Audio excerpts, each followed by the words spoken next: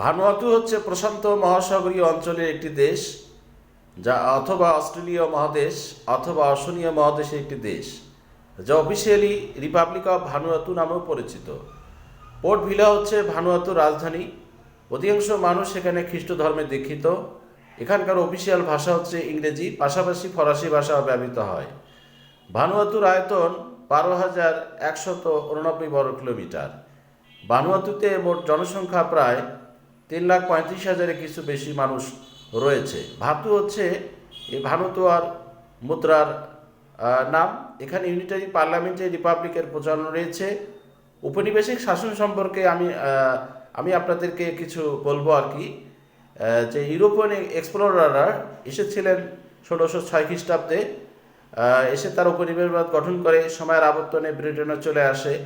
Britain বা ইউকের প্রতিনিধি আসে এখানে 1774 খ্রিস্টাব্দে। এসে তারা উপনিবেশবাদ গঠন করেন, কয়েক শতাব্দী শাসন করেন।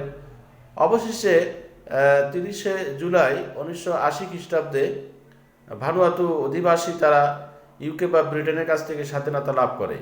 এটা হচ্ছে প্রশান্ত মহাসাগরীয় অঞ্চল। এখানে অধিকাংশ মানুষ কৃষি, পর্যটন, পাশাপাশি মৎস্য আহরণ সহ প্রাকৃতিক সম্পদ নানা বিষয়ের উপর নির্ভর করে। আপনাদেরকে সকলকে ধন্যবাদ।